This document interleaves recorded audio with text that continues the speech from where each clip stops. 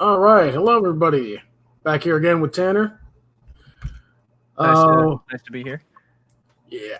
So yeah, let us see what this whole does might make right thing with Renegade Cut means. I'm assuming he's going to get everything wrong, but yeah, I don't want to assume. Yeah, because like I tried watching the movie last night.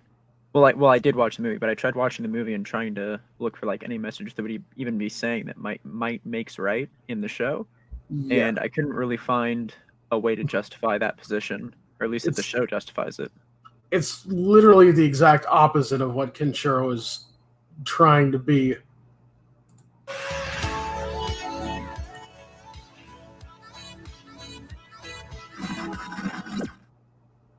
So, in the 1986 anime film Fist of the North Star, Kenshiro is the strongest good boy in all of the post apocalyptic Mad Max hellscape. He and his fiancée are out for a walk, probably looking for food and water because there isn't any, and a bad boy named Shin kidnaps Yuria. Kenshiro fights a bunch of mid bosses and then finally fights Shin, and that's the movie. Everyone's head explodes twice, and it's gross. Fist of the North. I think you mean awesome. The fuck are Yeah, you the talking about? especially for like 1984. I think that was when this movie was released, right? Yeah, Yeah, because I was gonna say the animation on like the gore and everything like that is like really good. They really pay attention to like the visceralness of it. I really liked it. yeah, and the only reason there's any kind of like weird like distortions with the video and everything is because that was their way of censoring the gore without actually censoring it for European and American audiences. Yeah, So yeah, it's very. North Star is ridiculously graphic, but in a way that is so over the top that it manages to penetrate the threshold of camp. And I'm sorry, anime fans, I know there are multiple names and pronunciations for these characters depending on the dub and sub, but this is what I got. So let's talk about the world that these blood beefcakes inhabit.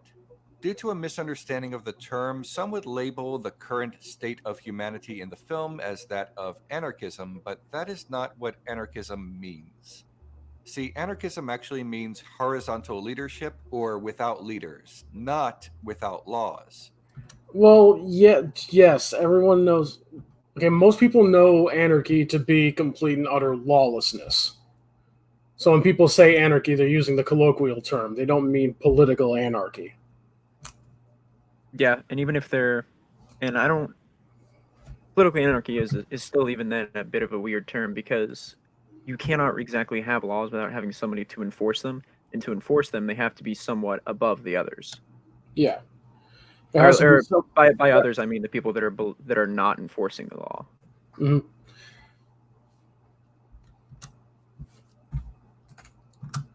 The minor kingdoms and roving gangs of the world of Fist of the North Star actually more closely resembles a cretocracy, a ruling body established and maintained by force and coercion. And if this movie has anything, it's ruling bodies.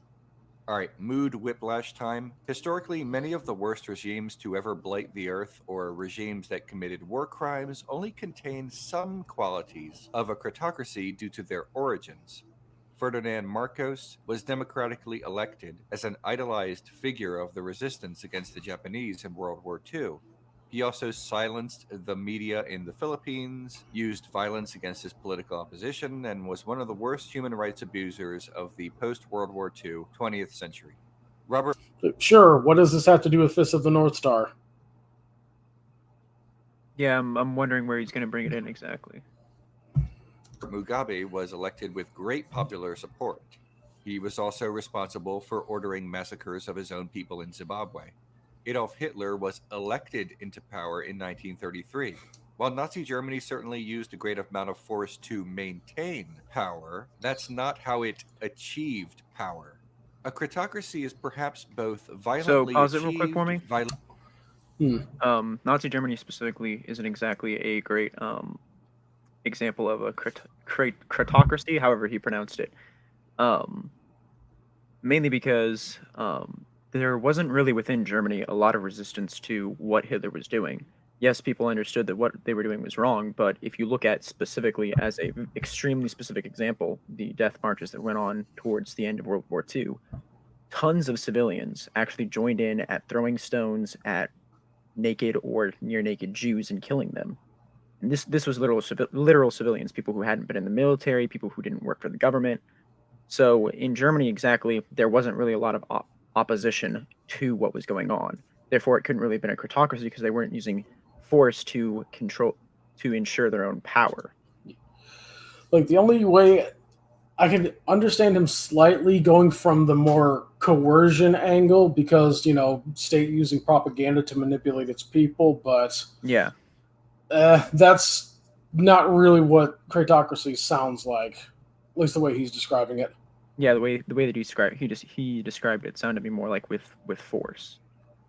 Violently maintained, and perhaps the most pure form of critocracy is one that has no other ideology except strength.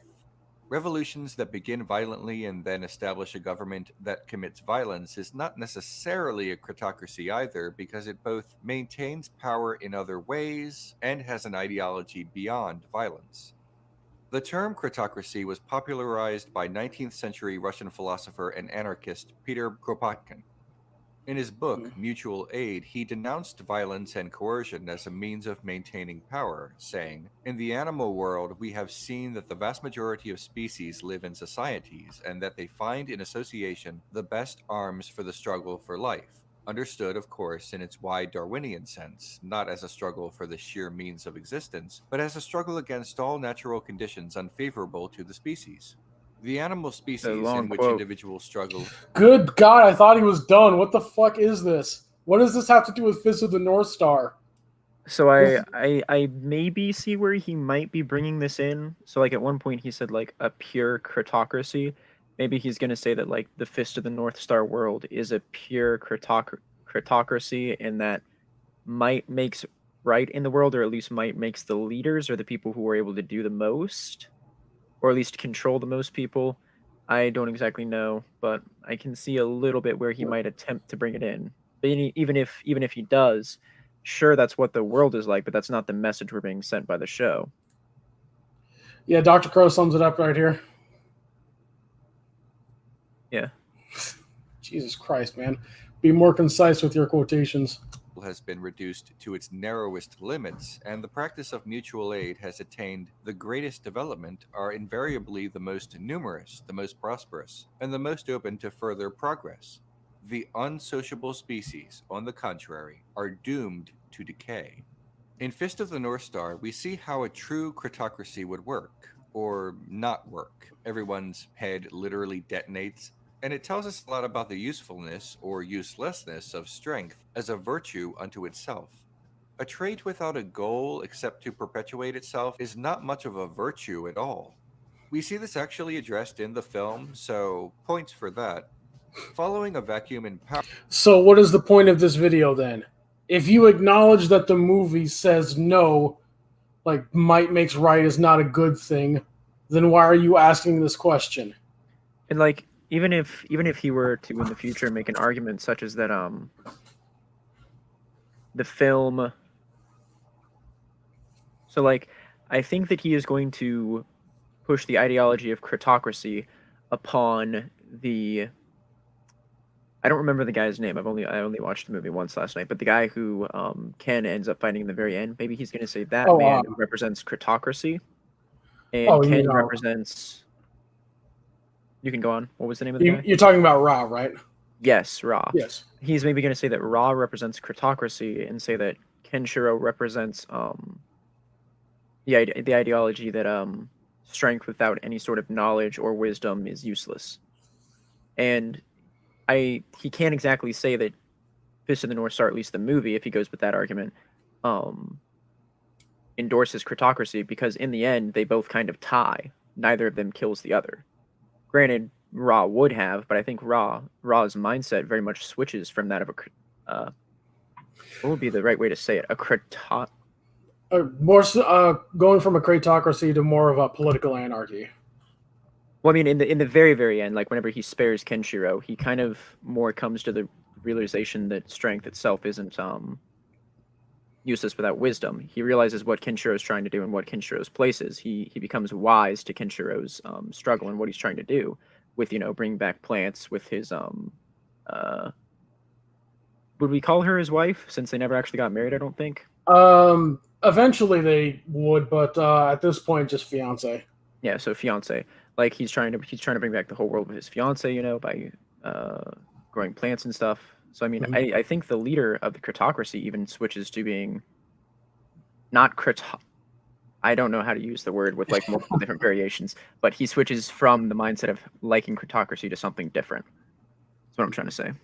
Yes, I mean, I have to like constantly like keep my focus on just the movie because I know like everything that happened after this. So yeah, laser focus. Power. Rao seeks Ryokan. He insists on becoming the new Fist of the North Star due to his incredible strength, but Ryokan says that strength without purpose and perception is useless. Ryokan condemns the concept of critocracy as he does not see strength alone as a virtue. Well put, movie. I mean, really, the story's world building of a land where only the man with the best karate rules is more in service to showing outlandish and graphic fight scenes than in service to commentary on political power structures, but whatever. This is what we We'll pause it real quick. I don't think exactly Fist of the North Star is trying to critique political structures. It's trying to be an action anime. Exactly. With the peppering of the political commentary on it. I mean, yeah, there's definitely a little bit of political commentary in there, and there's a lot more that you can draw out of it if you start questioning like, oh well, what gives Kenshiro the right to go and take back his wife from these other people who were stronger than him? Well, you could either take I guess. Oop, you cut out.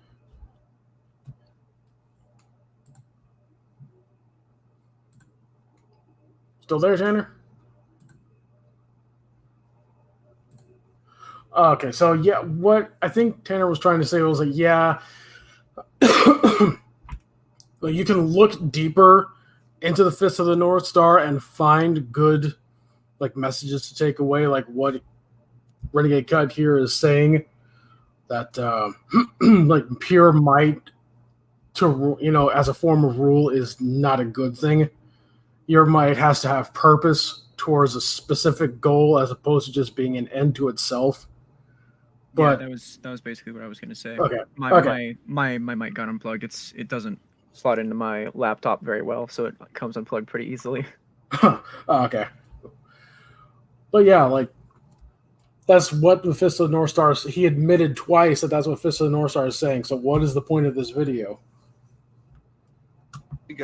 So let's get back to the beginning of the film. Shin comes into power and maintains his power over his gang because he is physically the strongest. He can put his fingers into Kenshiro's chest and it's no big deal.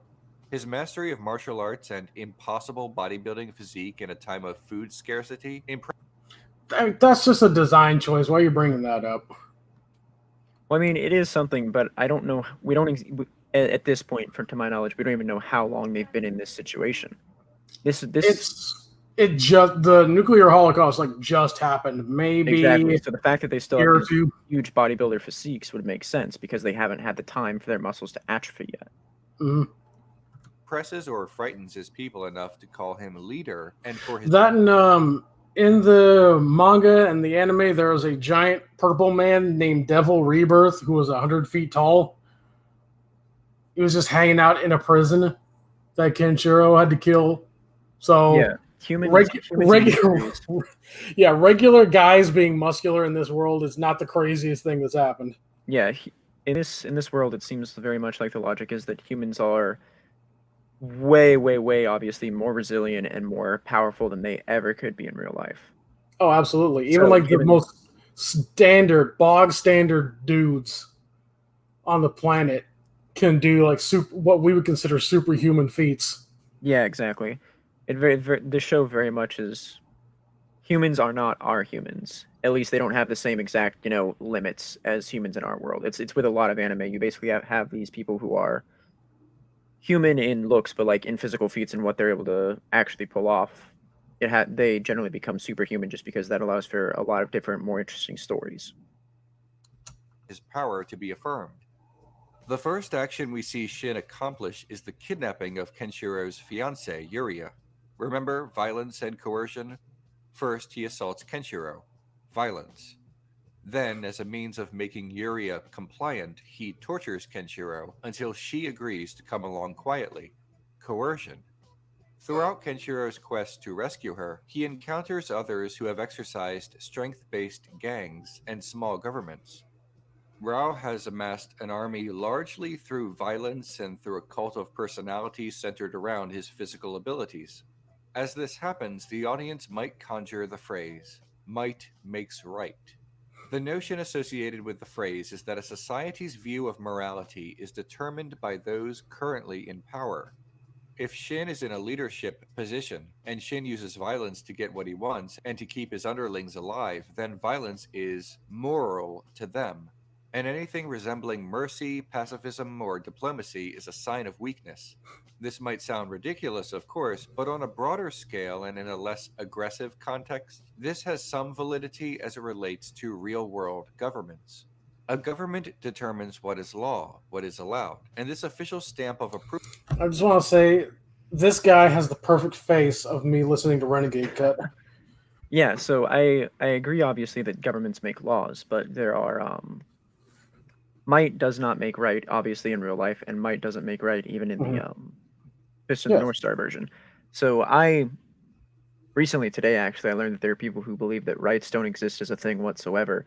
And freedoms don't exist as a thing whatsoever, but that's what's besides the point. I basically subscribe to the idea that rights exist whether you believe they're given by God or nature, whichever you prefer to say they come from something. And so you can determine what rights a human has based off of what humans at base are. Humans are given at birth life, so therefore we have the right to life. We also have the ability to control our own actions, therefore we have the right to liberty, to freedom. We also, since we are born with the right to life, we are also born with the right to protect that life if it is ever put in danger, and so on and so forth until you get all the Bill of Rights and then anything else that can fall underneath that spectrum. You basically use logic to figure out this is what I am, this is what I have, so this is what I base should be allowed. Is basically the philosophy that I've gotten. Yep. And so I can use that philosophy to describe why Kenshiro is correct in what he does, and why other people, despite the fact that even though they may be more powerful, they are not doing the right or moral thing. Yeah, I think he's about to make the argument that law does not equate to morality, which I absolutely agree with. But Yeah. Approval changes public perception over time due to the normalization of its practice in society. For example, a socially divisive issue, once normalized by law, sometimes loses a little of its toxicity. Not all, but some. The difference between laws and standards created and enforced by a liberal democracy and a critocracy, as seen in the film, is that in the former, this is a symbiotic relationship. Movements become law usually only after there is enough public support and therefore less risk for the politicians to pass a proposed bill into law. In Fist of the I North don't Star, I don't know Shin. that that's complete. That's not exactly completely correct. I don't think that most people in the United States are fine or want for there to be a law in California that makes it to where people of 10 years or younger age, people within 10 years or younger of a minor, if they commit statutory rape on them through sodomy, is I believe specifically what the law states.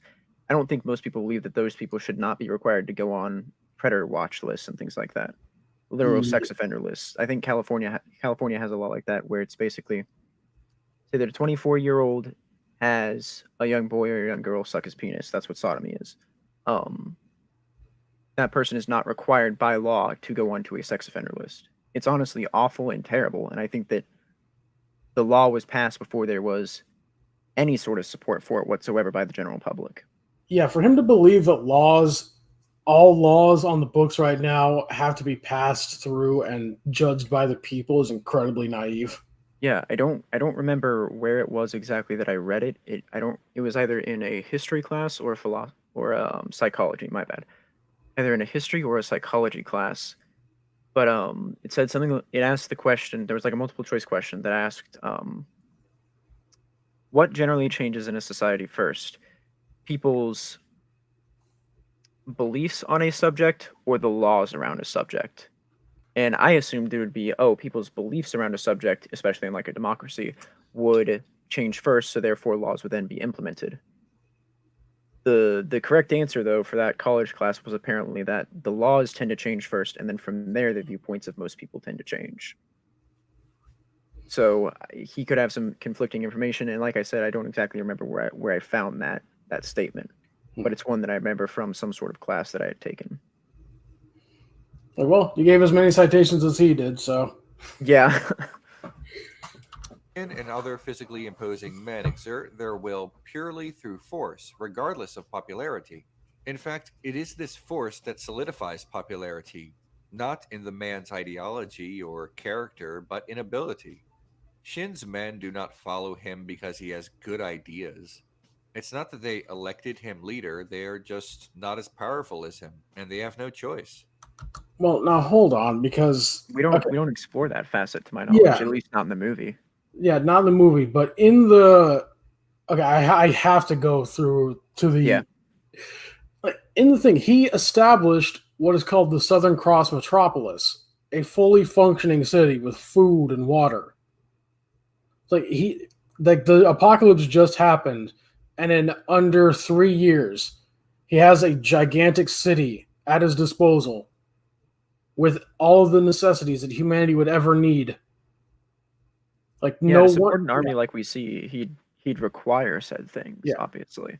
yeah. So like it seems like it's a pretty good system to opt into if you can. Mm-hmm. Like Hell, Shin I'd is, do it. yeah, exactly. Shin is not.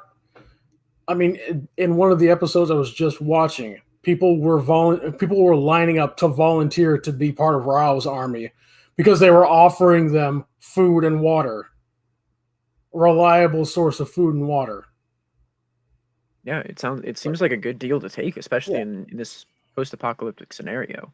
It's not just that Shin, Rao, Souther, all the other ones that Kenshiro encountered in his travels and fought. It's not that they're just powerful, it's that they are powerful and are offering people things that they Yeah. absolutely need and cannot live without. Now, the phrase might makes right is sometimes a condemnation of the fact that those in power determine the rightness of action, but it also can be used by proponents of the concept, not that those who rule determine law, but the concept that cultures that are more powerful or the best at violence should rule and therefore determine the law. And you can see this attitude everywhere, from widespread historical revisionism that whitewashes violence committed during colonialism as Oh dear God. What I does mean, I does- don't know what it has to do a lot with like what we're talking about. what does colonialism have to do with Fist of the North Star? What are you talking about?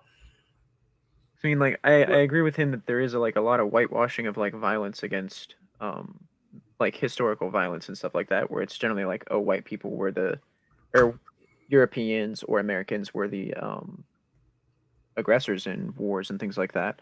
But I mean, That that happens doesn't with really have anything that to happens do. with every Yeah, yeah, exactly. I agree with the point that it's sometimes whitewashed, but like, I don't think that it has anything to do with the subject we're really talking about.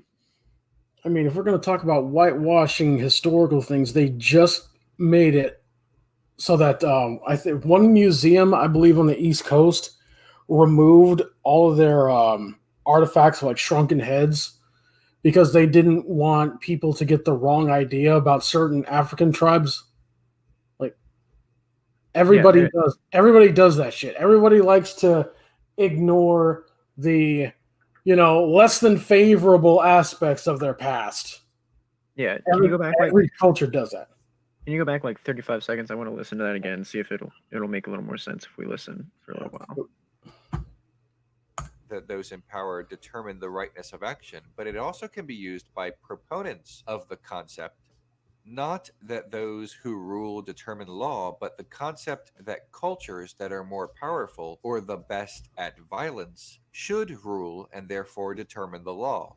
And you can see this attitude everywhere, from widespread historical revisionism that whitewashes violence committed during colonialism as historically for the greater good, to how it manifests on a sociological level as seen in the rise of those who advocate strength itself as a virtue, irrespective of context, and You think want to pause anyone it who for has me a real quick? conscience. So earlier, I listened to the point a little earlier. Um, it seemed to me like he was saying, at least this is the interpretation I got from what he was saying, um, that might makes right. I'm losing it again. Oh well. Just Like go on. that's what these guys do. They say a whole lot of things, and then you try to hone in on a specific thing. And you're like, wait, what? About the consequences of such a mindset is too cucked to understand what it means to be a real man. What the fuck wait, are you talking about? I think I remember what he was saying. So he basically said that like might makes right is also used by proponents of that belief set to say that the cultures who are the best at committing violence should be the only ones that should be the ones that rule. Is I think what he was saying earlier. Yeah. And so I said it a bit more concisely and clearly than he did. He had like a stumble in there that he kept in, but that's besides the point. So I would agree with him that in most cases those are the cultures that survive early on, but generally the cultures that are the best at committing violence depends upon what kind of violence he's talking about. First off, but if we're talking about specifically about wars, generally it's going to be the people who are more advanced, have a lot more technological advancements than those who are sheerly physically stronger than the other person. Mm-hmm. He's like that's always how it worked though. Like people who are more powerful were the ones that win. It's not that it should or shouldn't be that way. It's just how it works. Yeah. Anyway, justification for critocracy is, philosophically speaking, I'm gonna go garbage back a little quick here. And you can see this attitude everywhere, from widespread historical revisionism that whitewashes violence committed during colonialism as historically for the greater good, to how it manifests on a sociological level as seen in the rise of those who advocate strength itself as a virtue, irrespective of context, and think anyone who has a conscience about the consequences of such a mindset is too cucked to understand what it means to be a real man. Okay, I may be missing his point, but what is the problem with having strength for the sake of strength's purpose? Yeah, even if he's talking about like I don't recommend the using of the word cucked in this scenario, especially since it's never used in Fist of the North Star. I would use a much more like accurate term instead of one that can mean many different things. As well as kind of like a meme word, but that's besides the point. Mm-hmm. Well, like being strong makes your life, being strong just for the sake of being strong is good in and of itself, and it also grants you many other side benefits. It's like you look better, you feel better, it allows you to do things, accomplish things quicker. Yeah, strength for the sake of strength is still useful in some aspect. It just doesn't make you morally right. I mean, I think I agree with him if that's what he's saying, but I don't agree that Fist of the North Star is saying that. Yeah, it's all about like how you use said strength, and Fist of the North Star does this perfectly, illustrating like how good people using their strength makes good things happen, and bad people using their strength make bad things happen, and how that's bad. What is this video's purpose? I think that's the best, most simplistic way to say it. Yeah, of what the message of Fist of the North Star was for the movie. Anyway, justification for critocracy is, philosophically, garbage because it's unsustainable and does nothing to protect the populace, which is what a government is supposed to do. And people generally get that, but there are psychological and sociological components to how we view strength that have convinced people that aggression is a positive unto itself, even if those people will not say that society should be run like a Mortal Kombat tournament. Pause it for me real quick. I don't think a lot of people view aggression as a positive characteristic. Aggression is what is it? Aggression is freaking heck, I can't think of the word right now. assertiveness. Aggression is assertiveness taken too far. Hmm. So I think that a lot of people view assertiveness as a very good trait because it very much is. Being able to assert your point, being able to be eloquent, things like that. Being assertive is definitely good. But whenever you go too far, that's where it gets into aggression. I think a lot of people do not find aggression to be a good trait. I Exactly. fundamentally disagree with him. Like, I don't know where he's picking up all these. Like, everybody says this. Who? Name them. Show me. Like, fuck. Even a fucking Gallup poll. Something. Anything. Give me some kind of information that says what you're saying instead of these baseless assertions. I'll make a whole video on that another time. Did I mention that this movie is gross? It is. Again, you mean awesome. Hi everyone. If you like what I Was that it? That's a pretty short video. It was not Wow. much. There Like, was at a the end- whole lot of nothing in there. Yeah, at the very end, he said that trying to justify critocracy is philosophically like morally bankrupt or something like that. I don't exactly remember the terminology he used, but I assume that he was trying to make the claim that Fist of the North Star does that. Yeah, which it doesn't, which he admitted it doesn't twice. Again, I ask, what was the purpose of this Yes, video? a lot of the people who simply act off of might makes right, such as the masked guy. Jaggy. Jaggy, yes. Jaggy dies and pays for the crimes that he has committed under his regime of critocracy. Because he believed that might made right and that he wouldn't be able to be punished, he was punished by somebody who was going out of their way to enforce basic human liberties, actually.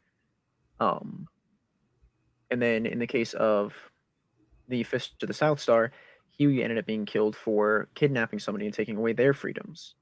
The critocracy is very much considered a bad thing by Fist of the North Star. I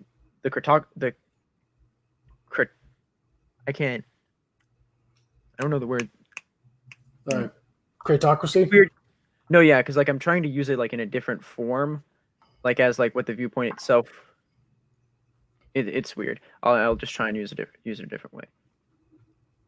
The critocracy is shown in many different cases to be bad, especially in the case of the Fist of the South Star, because whenever he is acting out critocracy, he has this viewpoint of there is no point in trying to save the world. Therefore, we should use what we have now, our might, our strength, to make sure that now is good instead of striving for the future. Yeah, he's got a very fatalistic outlook on life. Yes. Like, this is going to happen, so you might as well enjoy what little we have left with the time we have left. Yeah. I wasn't able to make all the points or say them as eloquently as I wanted to because critocracy is a brand new word to me. And so you used the word fatalist, but you said fatalistic. That's like a different form of the word, a different grammatical form of the word. I was trying to come up with a different grammatical form of the word critocracy throughout most of this video that we were watching, which is why I was stumbling so much because I just couldn't think of a way to It's all say good, it correctly. Yeah. It's all good, man. He just came up with that. I'm pretty sure he might have just looked up like what that word means specifically for this video so that he could there was like smart.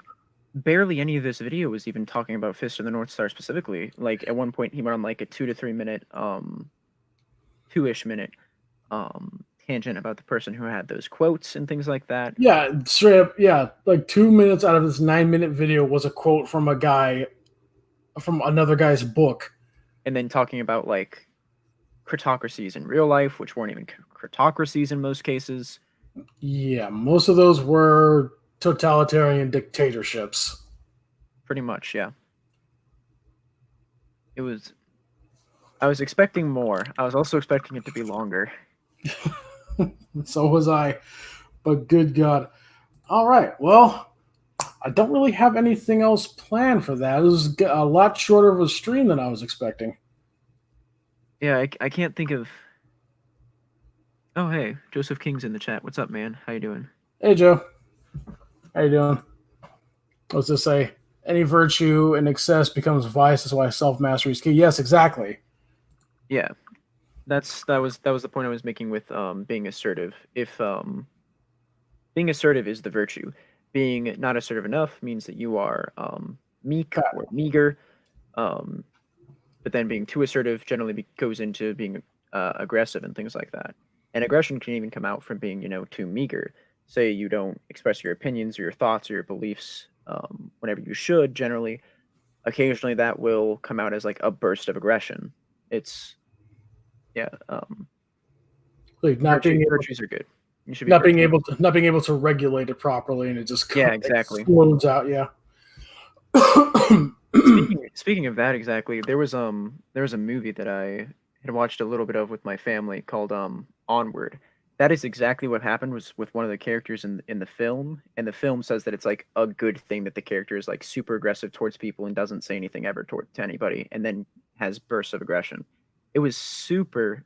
It was a terrible message for kids. It was awful. It sounds like it. Like they like this world is always ragging on stoicism, but like being able, like knowing who you are, being able to control yourself is what you need to do. It's like you can't do that all the time naturally, but like being able to do that, to be there for most of the time, is what you need. Yeah, as Joseph said, yeah, Dr. Crow, I'd agree. The video was quite disappointing. Yeah. Like, sorry, yeah, we couldn't really. There was nothing really to sink our teeth into. I mean, the guy admitted that his video was useless twice because Fist of the North Star itself disagrees with the message of might makes right. Yeah, I was honestly hoping that he would actually be like arguing that might makes right from the video, because then we could have gotten into a lot more of a debate about where do rights come from, what is a right, why is exactly what Kenshiro is doing moral, while what everybody else is doing is immoral, things along those lines. There's definitely a lot more you could talk about in this, especially about the subject of does might make right. You could probably make like a 30-ish minute video just like going over that subject and making arguments about how might makes right in the film. But there are obviously counter arguments to it as well, because I think the film doesn't exactly agree with that philosophy. No, it doesn't. Yeah. And it absolutely does not when you read and watch like the anime that expounds on it more. Dude, you just got banned from Facebook? What did you do? God damn it, Joe. God damn it, Joe. But yeah, I think that the film very much agrees with what Joseph said a little bit earlier about any virtue in excess becomes a vice, which is why self-mastery is key. I think Kenshiro has very much mastered himself, which is why he's so virtuous in all senses. He doesn't tend to use violence until it's necessary, or until he has been attacked himself. He only uses violence to defend others or himself. He's very he controls himself very well. Yeah, and later on in the series, he gains a state called Muso Tensei, which is the no thought rebirth, which is the encapsulation of self-mastery. In the 2,000 years that Hokuto Shinken has been taught to practitioners, that Muso Tensei technique has never been mastered by anyone except for Kenshiro. Yeah, it's self-mastery is very much a path to obviously enlightenment. Yeah, enlightenment. This video was so much less than I wanted. That was so bad. Because there was so much that could have been talked about, but he talked about like none of it. I'll just quote a book and keep saying might makes right is bad. Like, I'll quote a book. I'll make the claim that most people think aggression is good. Whoa. All right. I don't know when we'll be back next time, but yeah, if I can actually try and find something we can sink our teeth into, yeah, we'll be back. All right. Have a good day, guys. Yeah. Real quick. If you guys have any recommendations for videos, just like just DM it to Berserker or myself, I guess. Yeah, absolutely. Over on Discord, I should probably put a... Let me see if I can put a link to... Actually, I should probably let join Smudboy's Discord server. Go to Smudboy. If you're not subscribed to him, you should be. All right. Later, guys. Bye, chat. Wait, he's still live. Guys, how am I? Do I have to end this? Wait a second. Can I end this?